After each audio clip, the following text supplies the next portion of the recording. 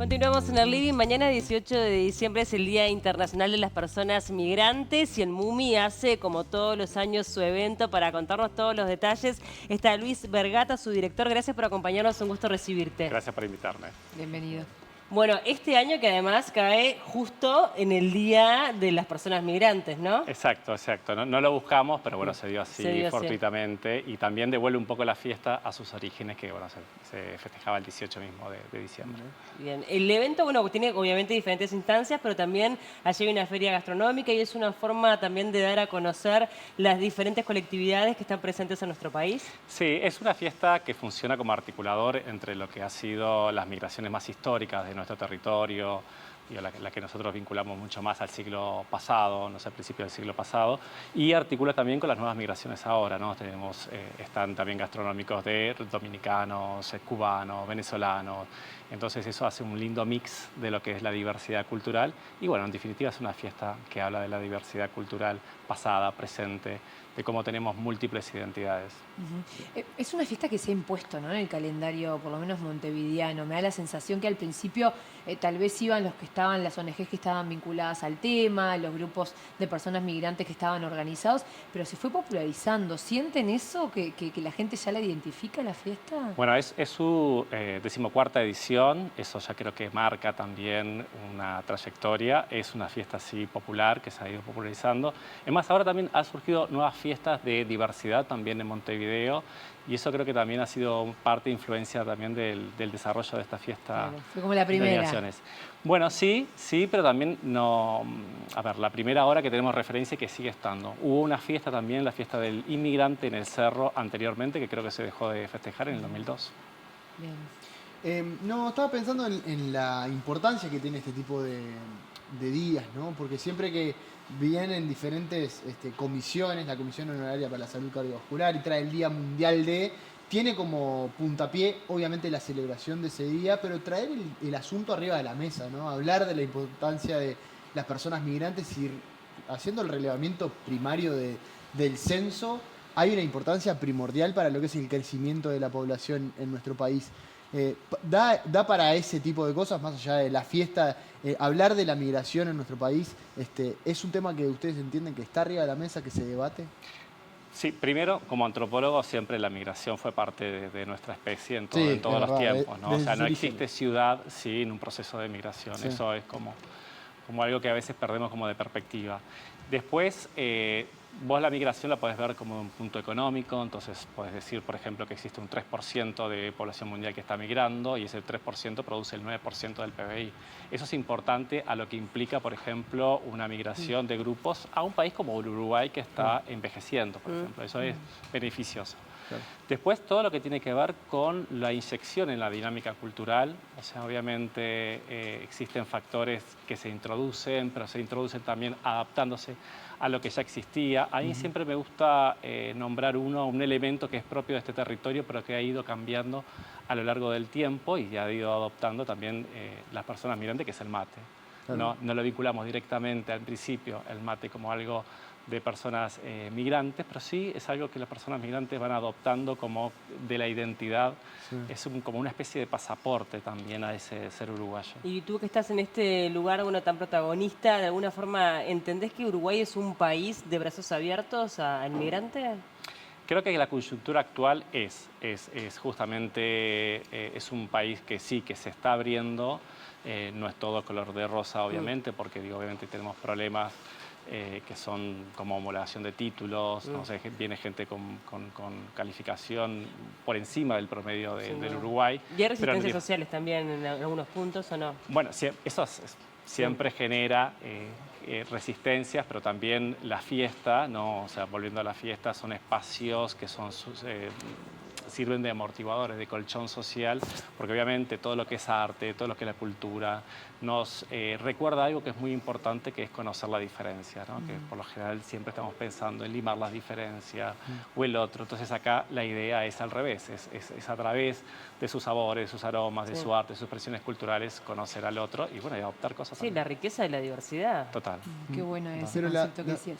La xenofobia, ¿es algo que está presente en Uruguay? Porque a veces decimos, no, nosotros no somos racistas, y después hablas con alguien de la comunidad afro y te dice, no, Uruguay es recontra racista. Sí, somos racistas, sí, sí. Es más, nosotros este año hicimos una exposición que era Montevideo Muntu, para hablar justamente de lo que es la movilidad forzada y lo que son la identidad afro-uruguaya, linkeándola, o sea, haciendo una relación con otras migraciones contemporáneas afro-latina caribeñas, ¿no? Entonces, también, digo, eso ha llevado a que, por ejemplo, a personas con identidad afro-uruguaya le hayan preguntado de dónde sos, Claro. ¿no? Entonces, ya estás hablando de grupos que históricamente fue marginalizado, invisibilizado, ahora esto también se va sumando. Entonces, eso es lo que está hablando desde un racismo estructural. Obviamente que todas esas cosas tenemos que ir trabajando. Por ejemplo, el museo ahora, concretamente mañana, va a inaugurar 2 murales preciosos que los hicimos a nivel de un concurso abierto, y uno justamente habla de la movilidad que tiene que ver la movilidad forzada de grupos y personas afro, estamos hablando del siglo XVIII sobre todo, y otro sobre lo que son las migraciones latinoamericanas. Hay otro mural que solamente era de las migraciones europeas de principios del siglo XX. ¿No? O sea, si solamente dejábamos ese mural, o sea, lo que estábamos diciendo que las migraciones... Eran eso nomás. Exactamente. Claro. Entonces, nosotros agarramos nos llamamos todavía de las migraciones, aunque lo estamos propulsando que tengamos un nombre un poco más amplio, como el concepto de movilidad humana, e incorporando desde expresiones artísticas también un lenguaje en el cual la gente pueda verse y reconocerse. Tú vas ahora a la fiesta de las migraciones y vas a ver una exposición aérea que también la vamos a inaugurar ese día, que van a ser colgados del techo todo lo que son las comunidades con las cuales hemos trabajado los últimos 3 años, rostros de lo que quieras, además de esos murales que también nos identifican a los uruguayos. Bien. Luis, recién hablabas de cómo la persona migrante puede adoptar el mate, por ejemplo, ¿no? Una especie de pasaporte. Pero ¿qué apertura hemos tenido como sociedad a adoptar otras cosas que estos migrantes han traído? Desde la gastronomía hasta la cultura de otros deportes, ciertos modismos. ¿Qué tan abiertos somos a incorporarlo? Bueno, ahí siempre hay sesgos, ¿no? O sea, depende de dónde vengas, la procedencia también puede ser alguno de los sesgos. Yo creo que la pregunta que hay que hacerse es cuántas veces invitamos a gente que son inmigradas recientemente a compartir nuestro mundo, Sí, ¿no? Entonces esa es una pregunta que capaz que si no las hacemos da una respuesta a lo que vos me estabas preguntando. Bueno, eso me llama la atención. La otra vez, hace un tiempo, unas periodistas hicieron un portal con historias de mujeres migrantes y una de las cosas que decían es eso: el uruguayo es divino, como compañero de trabajo está todo bien, pero no logro que me inviten a su casa, ¿no? A la intimidad de su hogar. ¿Por qué nos pasa eso? No lo sé. No lo sé, creo que a veces tenemos lógicas de pueblo chico, o sea, nos cuestan muchas cosas, a veces somos innovadores y hacemos cosas increíbles que son destacadas en el mundo. A veces hacemos esas cosas increíbles pero nos cuesta sostenerla. Tenemos ese sello particular, pero también, digo, me parece que a veces hay que un poco desconstruir ese paisito que es todo color de rosa, para pensarnos también que sí existen focos de racismo, existe xenofobia y que obviamente hay que trabajar en ello. Pensaba también en que en algunas cosas hemos incorporado, ¿no? Por ejemplo, la arepa, que era una cosa absolutamente desconocida, ahora creo que en cualquier supermercado podemos encontrar harina, pan para hacernos nuestras propias arepas. O sea, cosas que de repente pueden llegar a ser cotidianas y que este último flujo de migrantes, de personas migrantes en nuestro país, nos han modificado, ¿no? Y eso, en definitiva, también permanece para las nuevas generaciones. Total, y ocurre también en la música, por ejemplo, digo, hay una mezcla, por ejemplo, ahora para nombrar un caso, no me acuerdo ahora, Lía creo que es el nombre, le pido disculpas si me está escuchando, pero que es una mezcla entre el forró y el candombe. Sí. Entonces surge un género, o sea, y somos testigos de ese punto, exacto, de ese punto de inflexión en donde lo que trae se va adaptando a lo que hay y eso genera algo nuevo, ¿no? Entonces eso es una maravilla. Eso, Es injusto también, perdón, te corté. No, termina.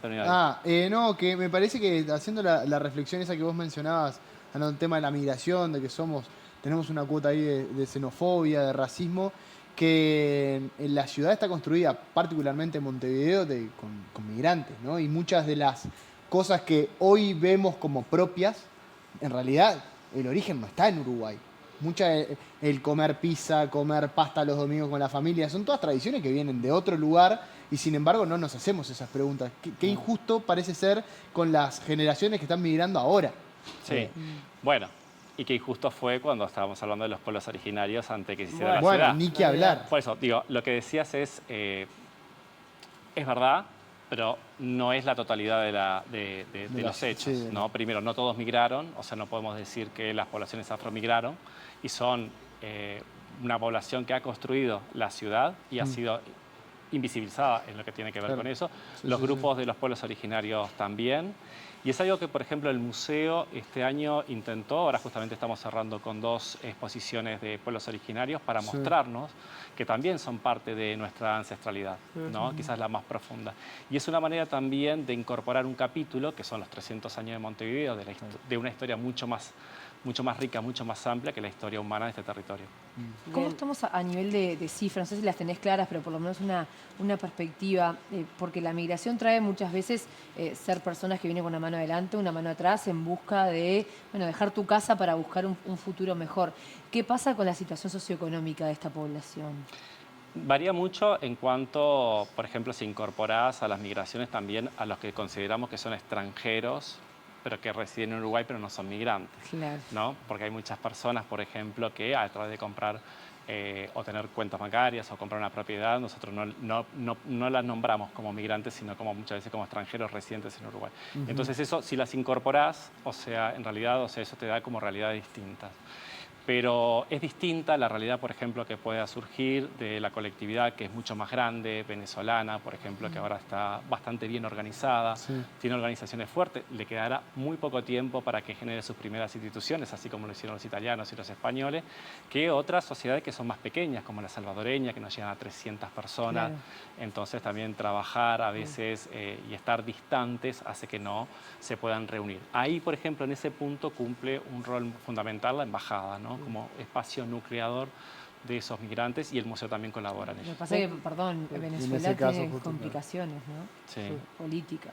Sí, bueno, complicaciones, eso hay en todas las partes concretamente del mundo. Yo no iba necesariamente como a esa función.